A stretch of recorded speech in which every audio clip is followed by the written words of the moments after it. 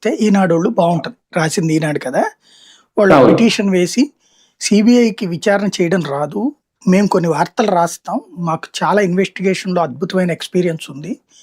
దాంట్లో చంద్రబాబు గారిని దోమలతో చంపేయొచ్చు కుట్ర పన్ని అని రాస్తాం. అప్పుడు చంద్రబాబు మీద హత్యా ప్రయత్నమని జగన్‌ని జైల్‌లో పెట్టాలి. మేము రాసాం కాబట్టి.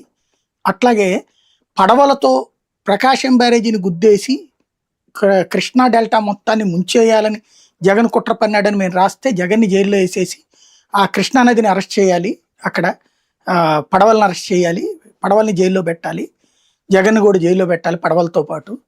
అట్లాగే రోడ్డు మీదన జగన్ పర్యటన చేస్తూ ఉంటే ఆ కారు కింద ఒక మనిషిని డొల్లుకుంటూ సినిమాల్లో చూపెట్టినట్టు డొల్లుకుంటూ వెళ్తాడు. ఆ పైన తొక్కేసి వెళ్లి చంపేస్తారు. కానీ ఒంటి మీద చొక్క బ్లడ్ ఉండదు. అలాగ తొక్కేయడం అనేటటువంటి దుర్మార్గం చేస్తాడు జగన్మోహన్ రెడ్డి.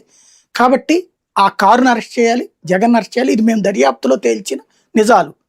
కాబట్టి మేము చేస్తున్నంత ఇంతటి ఇన్వెస్టిగేషన్ సిబిఐకి తెలియచావదు. పోలీసులకి తెలియచావదు. మేము మా దగ్గర ఉన్నటువంటి అమెరికా దగ్గర ట్రైన్డ్ అయిన మొసాద్ దగ్గర ట్రైన్డ్ అయినటువంటి ఎక్స్పర్టైజేషన్ ఉన్నటువంటి వాళ్ళు ఇవన్నీ చేస్తున్నారు. కాబట్టి మా దర్యాప్తు సంస్థకి మేమే కావాలంటే ఒక ఈఐ ఈనాడు ఇన్వెస్టిగేషన్ ఏజెన్సీ ఈఐ అని పెడతాము.